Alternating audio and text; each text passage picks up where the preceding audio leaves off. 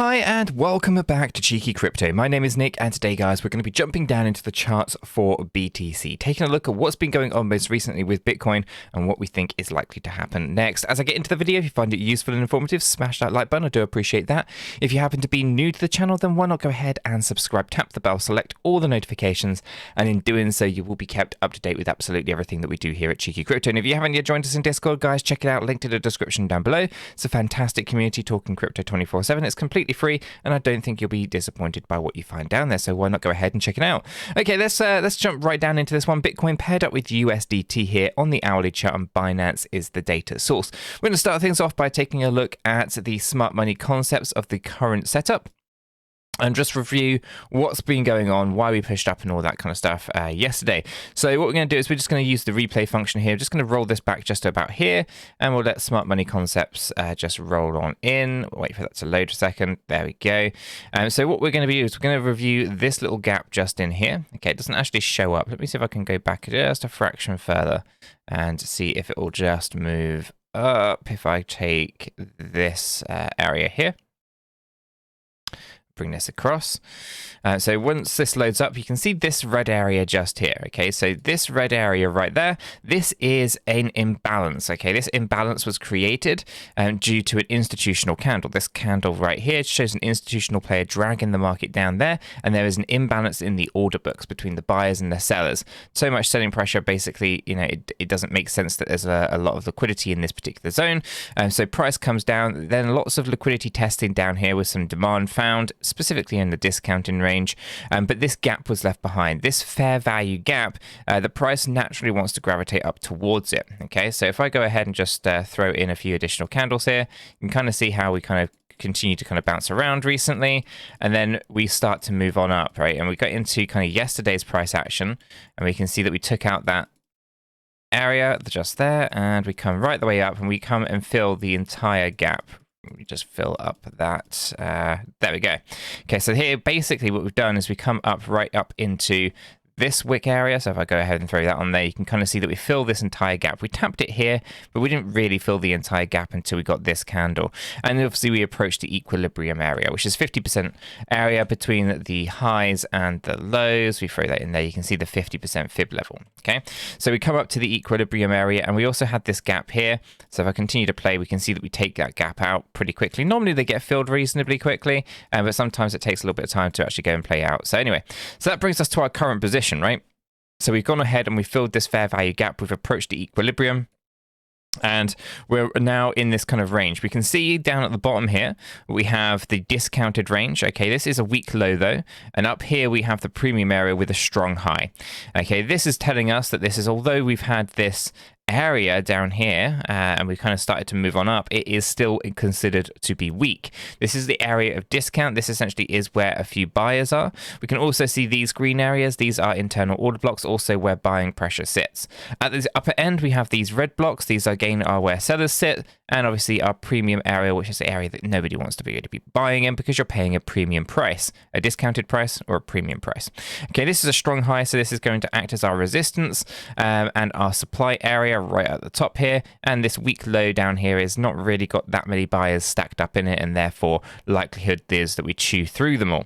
Okay, so from our smart money concepts point of view, we're more than likely going to still test the highs up at the equilibrium, this kind of 50% level, and then we're more than likely going to start moving and rolling on down. So coming up from a Elliott wave theory point of view, okay, we can obviously see that we did have that breakup. So yesterday afternoon, I was talking about how we needed to be patient. We needed to wait to see which way the market was going to go. Well, we got that confirmation of the move to the upside, and as such, we basically now have fulfilled that kind of fair value gap, this area up here, right? This is the 22,084 to 22,464, and with slight overlap as well. So that's all good. So I'm going to go ahead and remove that yellow box. I'll also remove this one off here as well, and I'll clear out some of these lower areas for now, and this one as well. So our fifth wave was basically invalidated. So we're not looking at this as a 5-wave move. We're just looking at this now up here and we're going to be taking it as a zigzag pattern.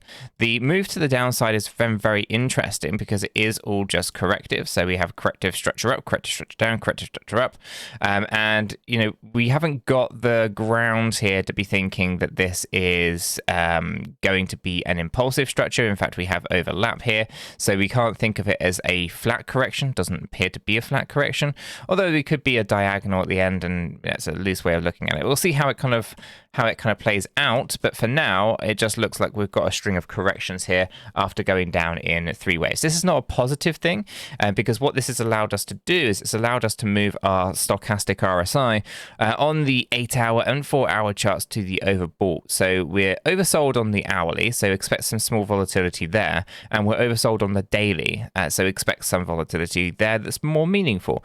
But our weekly is overbought, our 4-hourly is overbought, and our 8-hourly is overbought. That means essentially that the stochastic oscillator is, or our momentum oscillator, our stochastic RSI, is very much showing us a mixed bag of emotions across the different time frames.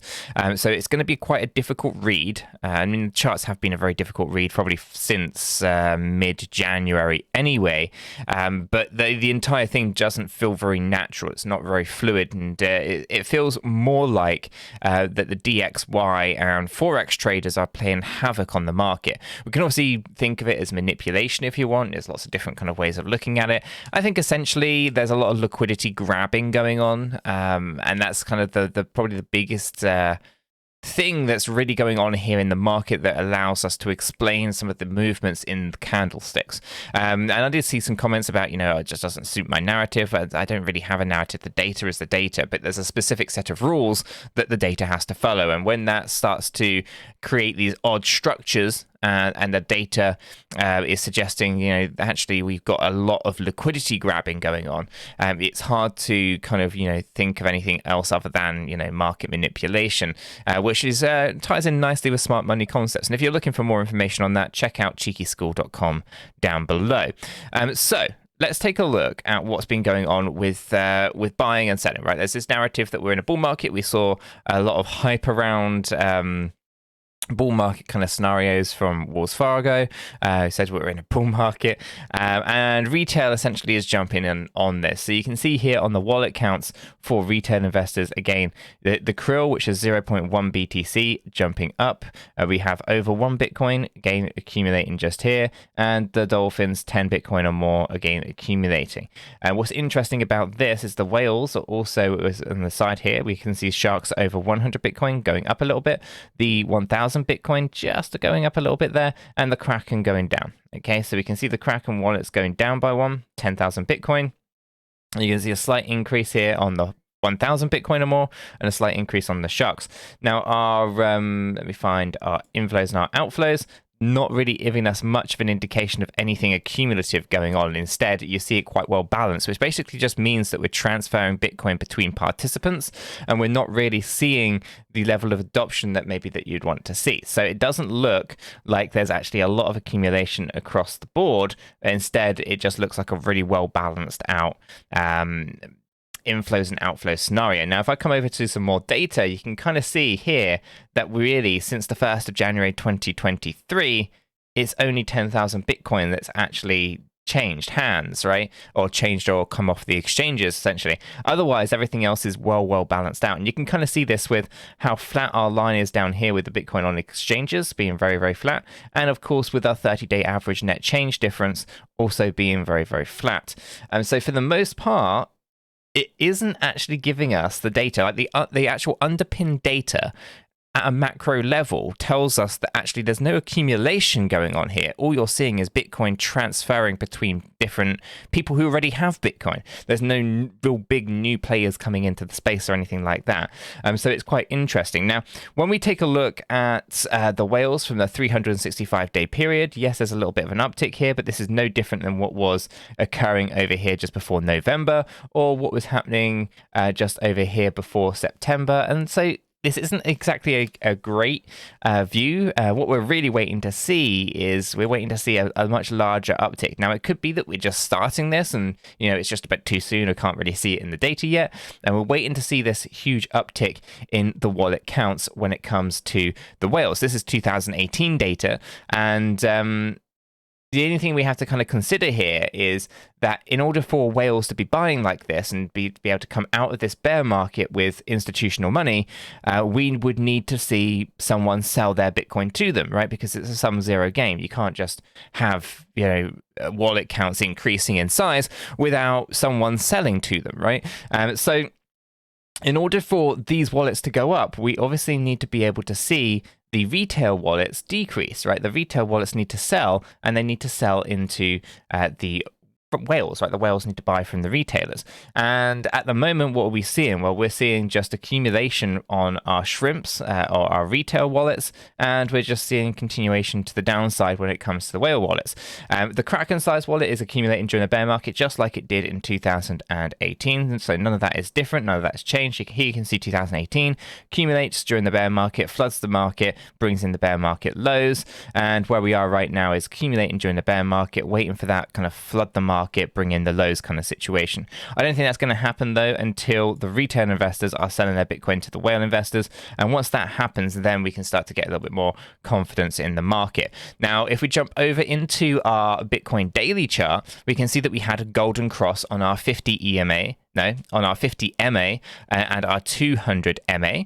Okay, that is on the daily. Obviously, since we had the golden cross, the price fell down. And if we take a look at from a weekly standpoint, we had a death cross on the 50 and 200 MA. Okay, so obviously these things, they are not overly that important, but people react to them, however they decide they want to. But essentially, it's an emotional reaction to past action. These are short-term price action, 50 moving average, over or going below, in this particular case here on the weekly chart, the longer term price action, 200 moving average. Basically, that means 200 candles or 50 candles. What was the average price over 50 candles? And that has actually crossed now below the price action of the 200 candles.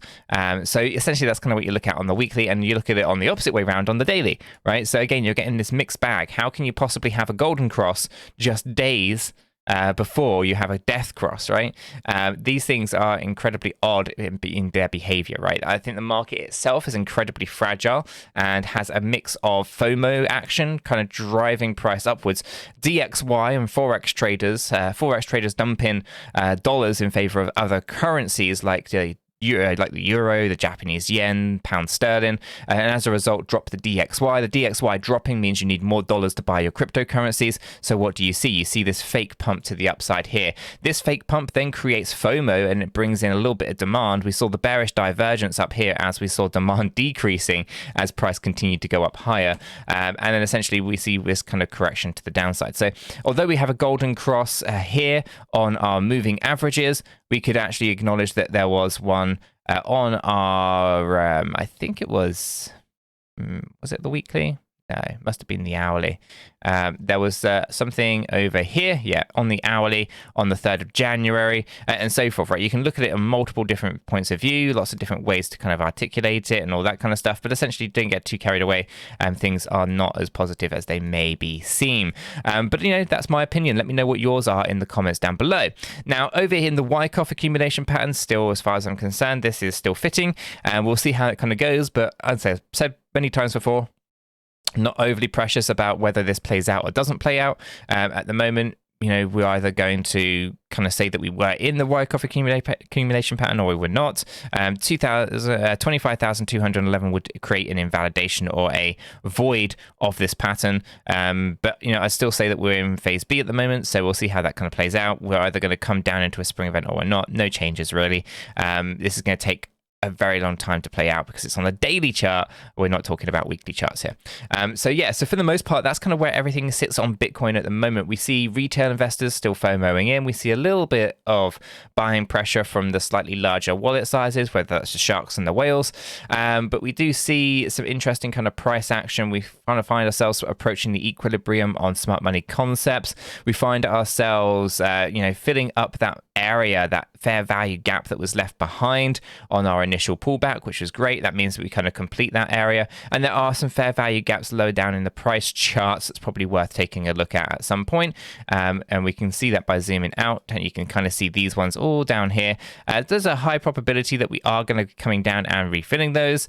So, you know, they are what they are. Like I said many times before, $18,000 seems to be the area that we should be targeting out, mainly because that would then tie in nicely with previous support areas, and not only on the daily, but also on the weekly. So kind of bear this in mind. Look where all this stuff that's been occurring here, and there are 4 gaps that have been left behind. Chances are that we do end up coming down and filling those, which would put us down lower than 18,000 and move us more towards the 17,700.